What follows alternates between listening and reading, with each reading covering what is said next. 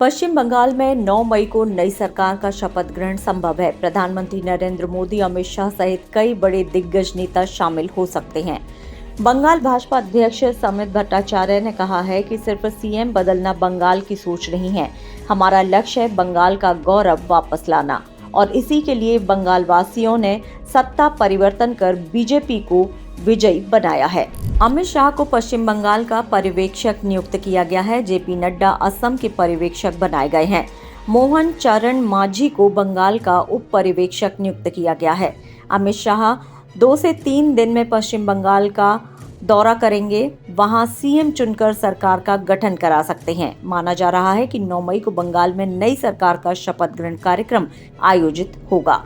TMC supremo Mamata Banerjee ने बंगाल चुनाव में टीएमसी की करारी हार की समीक्षा के लिए 10 सदस्यों की कमेटी का गठन किया है।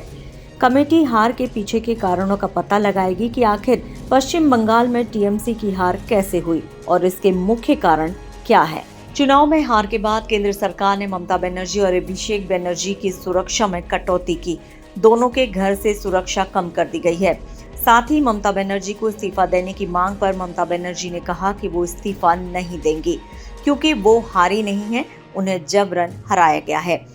बंगाल की जनता को गुमराह कर मतदान में धांधली की गई है, इसलिए बंगाल में बीजेपी ने जीत हासिल की।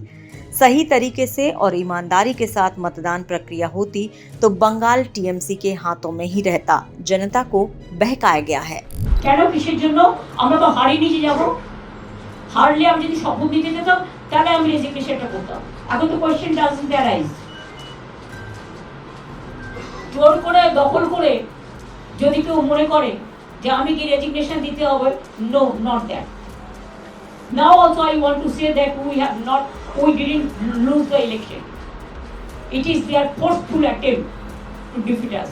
ईरानी सेना पूरी तरह से खत्म हो चुकी है, ये बात कह रहे हैं अमेरिका के राष्ट्रपति ट्रंप। उन्होंने कहा कि अगर ईरान समझौते के लिए तैयार नहीं होता है तो फिर वो हमलों के लिए पूरी तरह से तैयार हो जाए, क्योंकि इस जंग के शुरू होने पर अमेरिका ईरान को विश्व के नक्शे से ही उसके नामो निशान को मिटा देगा।